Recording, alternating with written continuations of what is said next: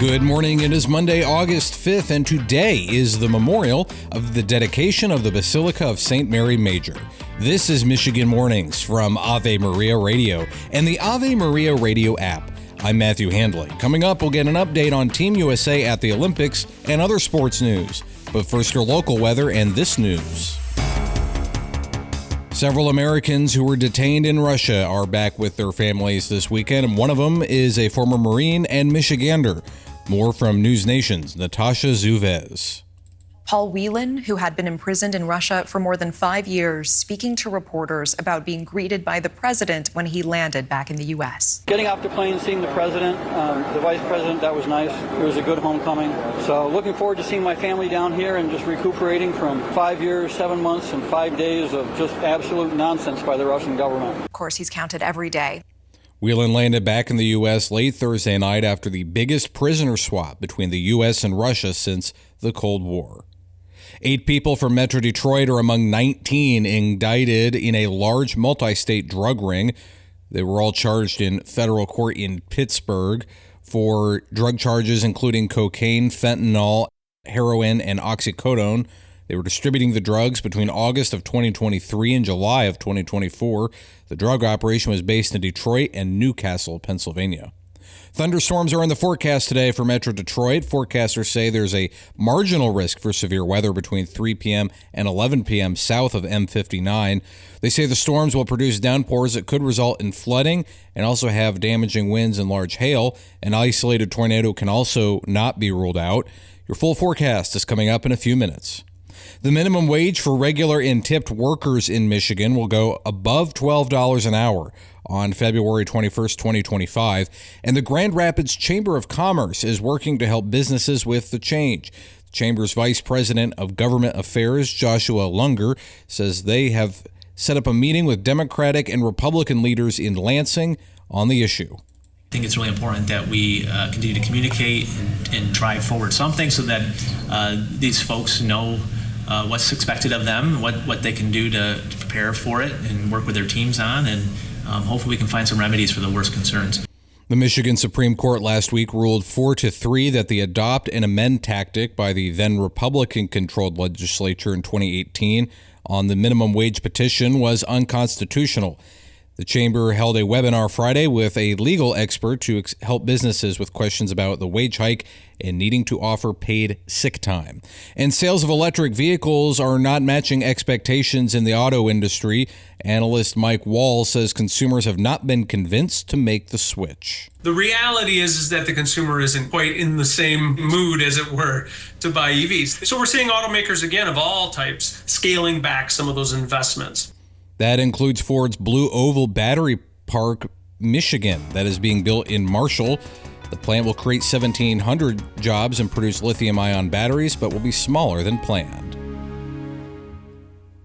Teresa Tomeo. Every time I go to Mass and see my husband serving on the altar as a deacon, it hits me how, with God, all things are possible. I mean, there is no way that we should be still married, number one, based on all the problems we had. But number two, the fact that I'm in Catholic media and my husband is a deacon is simply a testimony to the power of God and the teachings of the church that saved our marriage and, more importantly, our souls.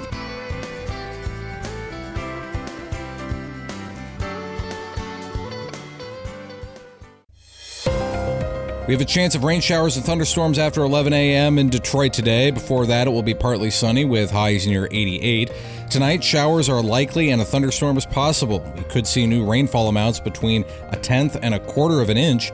Our low will dip to 65. Tomorrow, expect more rain between 1/2 and 3/4 of an inch. Our high will reach 68. Wednesday dries out with sunny skies and highs in the upper 70s. Thursday will be sunny with highs around 80. We have a chance of rain showers and thunderstorms between 8 a.m. and 2 p.m. in Saginaw today. Our high will reach 80. Tonight we have a chance of showers and our low will dip to 62. Tomorrow expect more rain between 1/4 and 1/2 an inch.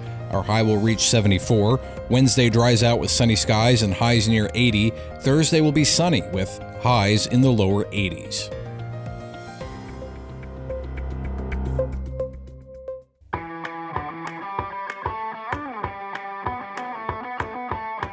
Welcome back to Michigan Mornings from Ave Maria Radio. I'm Matthew Handley. Let's get the latest from the Olympic Games in Paris.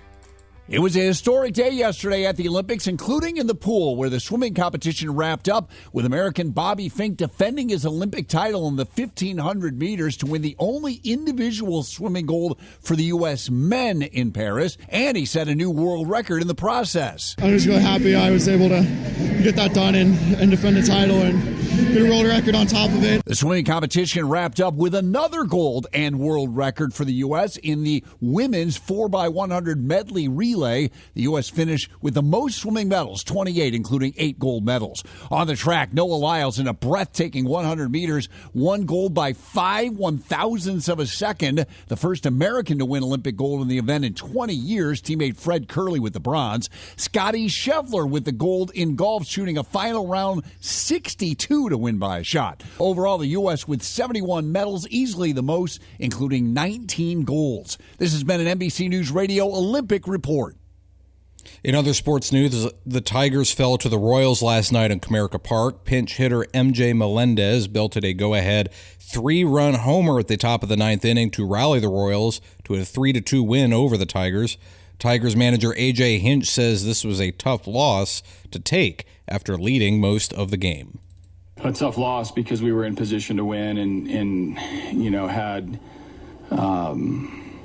avenues to get to the finish line. And didn't. So that's a gut punch. The Tigers have dropped to 6 of 7 and now sit at 53-60 overall. They begin a 6-game road trip in the West tomorrow. And the University of Michigan head football coach Sherrone Moore is among 7 staff members from the 2023 national champions who are accused of NCAA rules violations. ESPN reports Moore faces a suspension and show cause penalty for allegedly deleting over 50 text messages with former analyst Connor Stalions on the same day that Stalions was accused in reports of being behind a sign-stealing operation. The University of Michigan says they will let the NCAA investigation play out.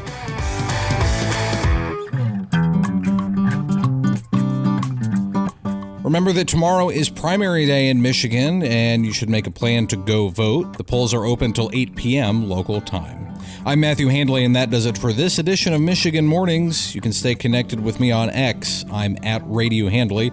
Lord willing, I'll talk to you again tomorrow. Goodbye.